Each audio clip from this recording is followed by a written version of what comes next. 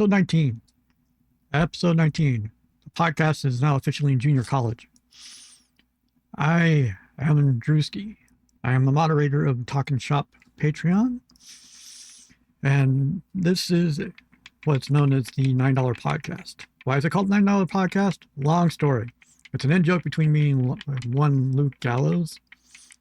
Because the first week, I was made moderator of TalkNShop. Machine Gun brought it up. It's like, hey, you did not inform Gallows of that he made me the moderator until like the first TalkNShop he did when they came back. But Gallows, oh, okay, he's cool, but hey, he's good. We'll pay him $9 a week. Why the $9 podcast is called what it is. Because people think I'm getting paid for this. I'm not. If only. I got taxes coming up, so I better be getting paid for it. Otherwise, I'm gonna be honest. I know, shocking. It's like, hey, get with it, Gallows. God damn it! I mean, Christmas is coming up, for fuck's sake. Well, it's my afternoon right now. It's like about 1:30, early Friday morning. I go back to work in about less than 24 hours. Yay. Looking forward to that a lot. But hey, it pays the bills. I mean, you do what you got, do what you got to, right? It's like shit. So let's get started with this bullshit. I mean, can we talk about Dynamite? Good fucking God, right? Continental Classic is living up to every expectation and then some. Kevin Knight, Kyle Fletcher showing off like that, showing up. Again, shows that AEW is in good hands with the younger generation. Two absolute studs, right? Yeah, Kevin Knight, cut his teeth like with New Japan Strong. Basically he was scouted by Rocky. One of many things Sleepy Hood's good at, right? That and kayfabing the nest, as we all know. Yes, I said it, kayfabing the nest. He'll continue to kayfabe the nest. It's like, eventually, I'm going to have guests on this podcast. I don't know when, don't know where. It'd be funnier. It would be funny as hell if I got Sleepy Hood on here, but there's no chance in hell. No chance in hell that happening. Because one, he's too busy. Two, he may cost too much. Three, he's not going to drive all the way down to LA from his mom's house to come down here and hang out in my goddamn backyard for an hour. Just bullshitting for no pay, no reward to like an audience of like less than a handful. It's good to have a dream though. It's like, so I got that going for me, which is nice.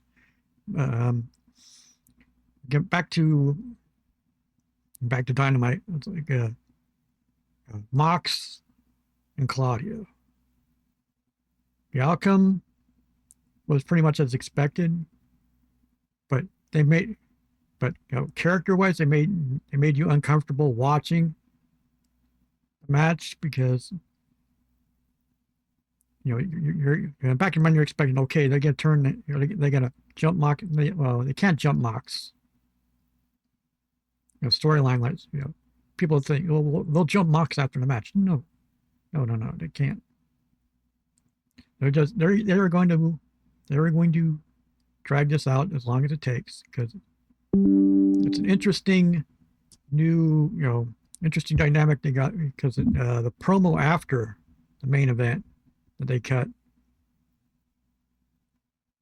seemed to indicate that they're going after the Don Callis family, which makes them, which would make the Death Riders tweeners. Now, is that the right decision? We'll see. But the way Mox was acting in the promo is like he knows he's going to get. He has a look at somebody who knows his days are numbered. He's trying to prolong the inevitable as much as possible. But you watch the looks on Claudio and Pac. It's like Pac hasn't said one word to Mox in a while, directly to in a while. He's just staring at him like a hawk, just waiting for a signal from Claudio to just take him out. Probably happened at Winners, probably happened at World's End.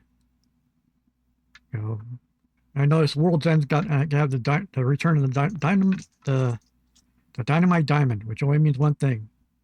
Our favorite little pain in the ass, that Burberry orange bastard MJF is coming back, and it's interesting how he's going to slot in now. It's like because he has the basically cash in card at any time, but he has to announce in a week in advance. And it's like with what's going on with like Joe and Eddie now, you can almost see it where it's like Eddie beats Joe, MJF cashes it in, and then MJF wins it back the next week. Just which would be so fitting, which would be a very Mick Foley thing to do to Eddie, but it would fit the characters. It would logically make sense. It's like it's a little bit of hot potatoing the belt a little bit, but if you're at the top of the card is so stacked right now, they can sort of like get away with it for a little bit. I mean, next week they're in England. Next week they're in Manchester, England, which means there will be probably a Will Ospreay appearance. He may be hurt, but that doesn't mean Will can't show up, make his intentions known. Maybe lay down a challenge or so. We'll see. We'll see how that happens. Sorry. Then you had the women's death match with Tony and Mina. Death match Mina Shirakawa is a sort of as a development and didn't really see coming, but she's tough. It's like people tend to forget that in Stardom she had her jaw legitimately broken in the match. Finished the match and then had to cut a promo afterwards. Ridiculous, right? In hindsight, but it added to her character over there. Her toughness, and what's the end game of her and Tony? Don't know. They could end up being the first women's tag team champions. Could see it, but you have to have a bunch of worthy challengers. So they have to start building that up. I mean, then you got teasing of Chris Statlander and Jamie Hayter. Yes, please. Because both of them hard hitting. It'll probably be very All Japan-ish in a way. Well, modern version of the All Japan women's match in the '90s. I hope. It's like today was like yesterday was like 30th anniversary of a match of a classic All Japan women's match where Manami Toyota won the belt. It's a match that Meltzer back then gave it 4.5 stars. It's like there's some stuff in the match where it's like it starts out slow, but the last five minutes it gets bonkers, and the pending result is very interesting. It's like Manami Toyota is like that stuff still holds up 30 years later, and American women are still trying to catch up to that. They can get to that level. They're still not at that level. even 30 years later. It's like, which I blame Mula for, but that's another story. That's a long standing story, and I'm not going to go into, right? And now you got the Elite and Jurassic Express all forming up, and Okada finally drops the hammer on the Bucks. But in true bastard fashion, Okada blamed it on Takeshita, which means when Takeshita goes, Takeshita will join the Elite. Either Takeshita, they can go two ways. They can either join the Elite. Here's the Meltzer answer. Team Meltzer answer. Join the Elite or stay with Don Callis, and they kick Okada out. But then again, that doesn't, again, speculation. Because I'm not the booking committee. I'm not that deep in espressos to do booking for AEW. And it's I can only guess like a lot of people, and we'll see what happens there eventually. It's like it's kind of intriguing what they're trying to do a hook, because it's already working, because it's already pissing off people off with that new hook promo where he's saying he's the greatest second generation wrestler ever, right? Immediate heat, which means it's working. It's working. Now he has to prove it in the ring. It's like it has to, longer matches. Level up his repertoire a bit. You got to figure his dad's in his ear telling him, do this, do that, right? As long as he listens to the advice. You got great matches with Collision, because you got Mox and Takeshita Saturday. Oh, fuck. It's like, good God, right? And since there's no interference, that can be very interesting. I'm predicting a draw on that one. I'm predicting a draw in that one, because Takeshita, if Mox getting lucky to get a draw, and celebrate like he won the lottery. And cut a promo afterwards, and the rest of the Death Riders will look at him like, "What the hell is your problem?" Right? I could totally see that. Right? And and you got they're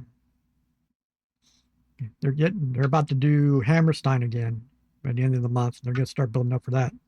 They got Final Battle Friday, where it's like Mercedes Moné is actually going to show up and wrestle on Ring of Honor for the first time, which is kudos to her for doing that, right? Eddie's wrestling on it.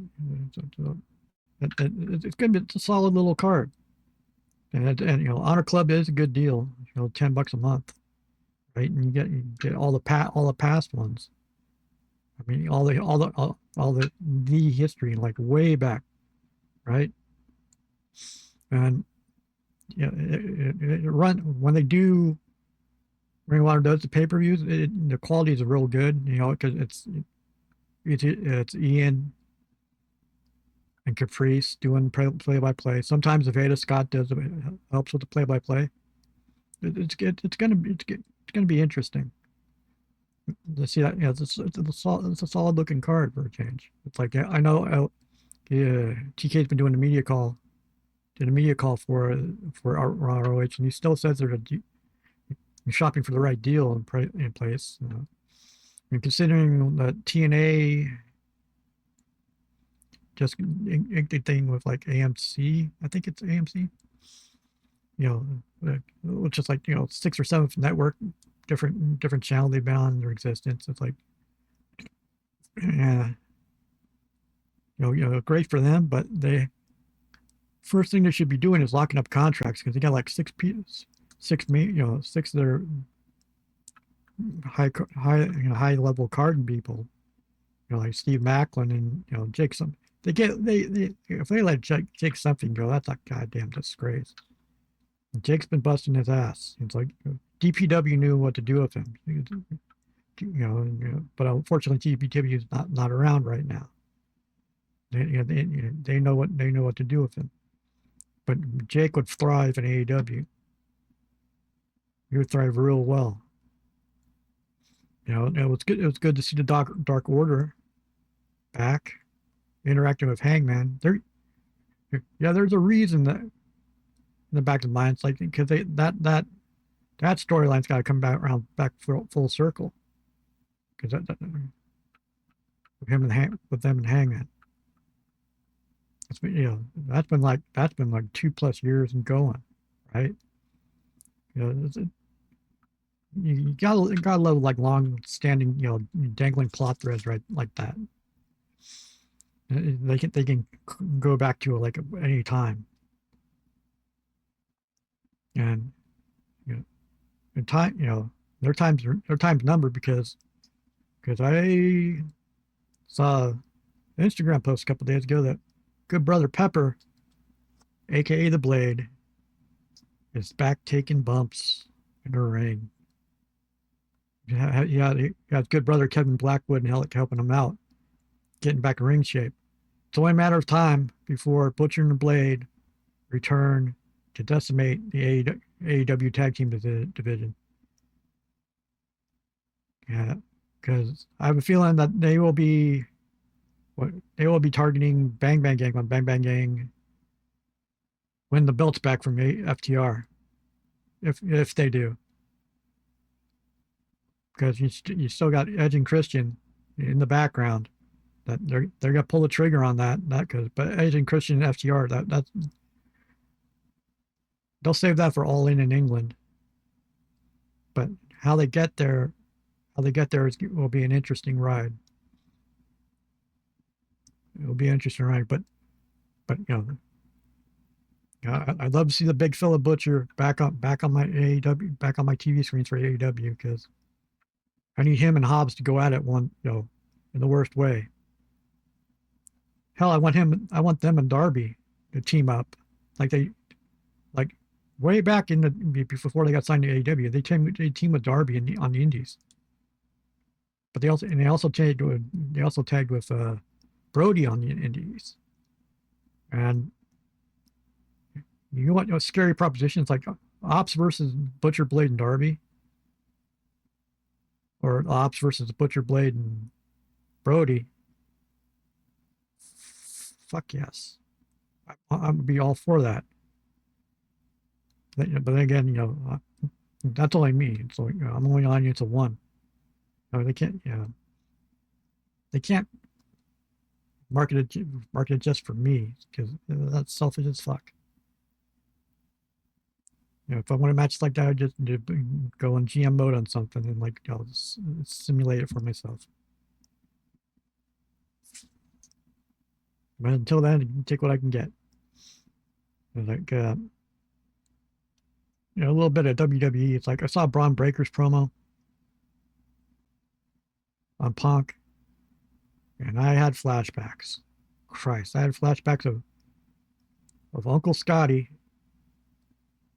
cutting that shoot promo on Flair and on Nitro. Same vibes. Love the hell out of it, right? What they do, but they will fumble it though. They will fumble it. It's going to be funny as hell. So something in the back of my mind, thinking about the whole reports about Cena. Saturday Night's main event would be, what would be the funniest? What would be the funniest outcome? To me, funniest outcomes would be either he wears a salmon suit in the ring, or he says goodbye to the crowd, walks up the ramp, turns around, gives a devilish smile, and traces out AEW with one hand and winks, and then leaves. You want to talk about melting down a Reddit sub? Yeah, I'm all for it. I'm all for chaos on that. That's just me. I'm just like, speaking of chaos,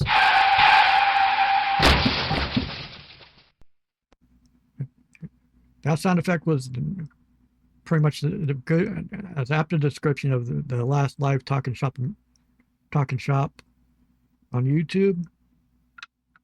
I mean, if you're a long time Tokyo Dome Hotel fan, fan of the Tokyo Dome Hotel episodes. I was as close to the Tokyo Dome Hotel episode as there's been in a while, especially because Bobby Fish had a couple noteworthy TDH episodes in the past. There's a episode he did with Kyle O'Reilly when they were Red Dragon, where they were talking about how the first time they met was at Harley Race training camp. It was basically a showcase for, hey, you want to, if you do well, WWE will give you a contract. And Harley Race's place was the place to do it, and they got in the ring against each other and proceeded to beat the fuck out of each other. And from there, it's like it became a tag team. But Bobby's always been a strange one. He used to have a podcast back in the day.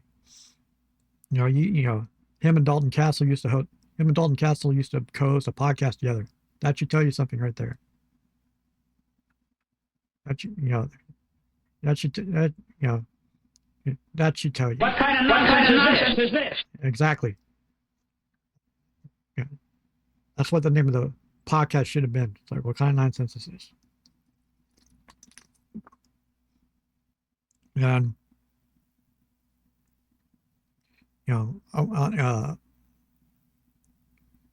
and see, Ferg has been like dropping cryptic hints on Twitter again. Love Ferg. Trolling multi-ab bastard that he is. Love that son bitch. He's going to. I have no idea what direction he's going to go. It's like, what is he going to turn on Dom? Is he going to reunite with Uncle Alan? What are they going to do with what are they going to do with the Tongans? I mean, you got half a Bullet Club that's still in WWE, right? Not together. They're not going to pull the trigger when it's AJ's last year. They're not going to put one more run. I mean, what's the matter? Does WWE hate money? I mean,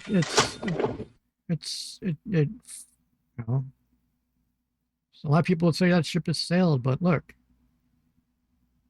it's been over 11. It's been 11 years, and it's still a thing, right? There's a reason. They've tried their best to neuter it, but it's still always there on the surface. It's like longtime fans know. It's like just give them the right angle, right, and they will dominate. I kind of what I kind of think. Everybody's going off about the Masked Man thing. I kind of think the Masked Man thing might be Finn, might be Ferg. Wouldn't that be a pain? Wouldn't that be an ass kicker? Ferg going full, yeah. That would be an interesting angle, right? Ferg just strikes out his own. It's like, fuck everybody, and just basically goes scorched earth. I would love that. I would love that a lot. And it's like, but will they do it? No. They won't do it. They won't do it at all. Just claim to listen to the fans. Claim, oh, it's going to be an epic ride. No, it wasn't epic at all. It's, hyperbole is hyperbole.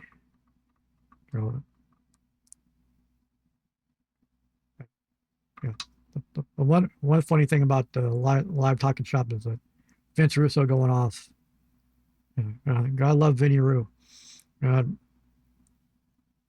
I keep waiting for Square Circle Red to pick up on it. So, because there was so much goddamn clickbait in that thing, that, that yeah, those rants, like, get fuel that's, fuel a Square Circle subreddit for about a month. And, with really, really, really, strange takes, right? Very strange takes. And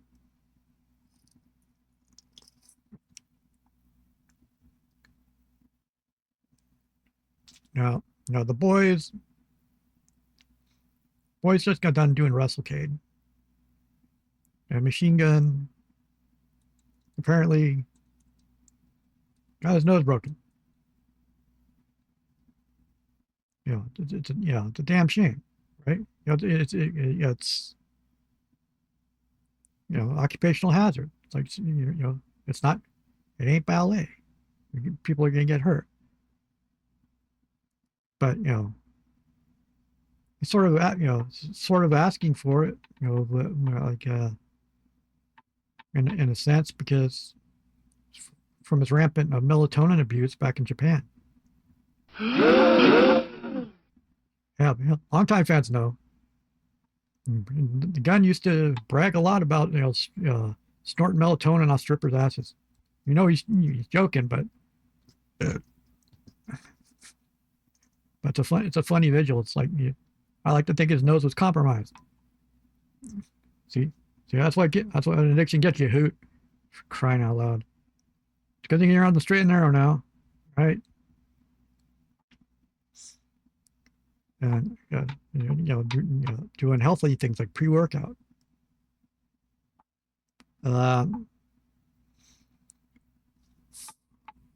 We should, it is the holiday season coming up, right?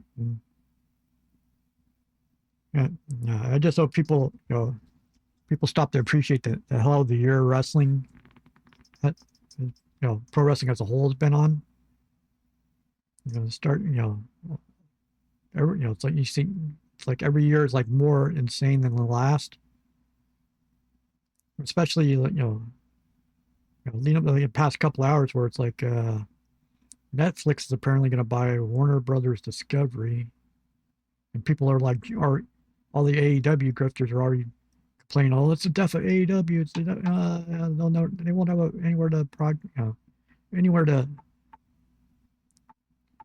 they won't have a channel anymore. You'll get your smart guy. Yeah, no. It's not. Yeah. It's like, again, really really bad taste. Shut up and start talking. I mean, it's it's like, how do you really respond to it? Some bitches close an umbrella.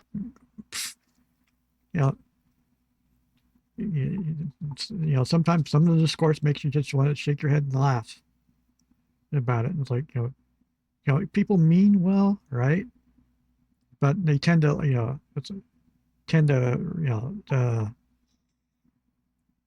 jump without, critical thinking, without like pausing and go, imagine repercussions of such a thing.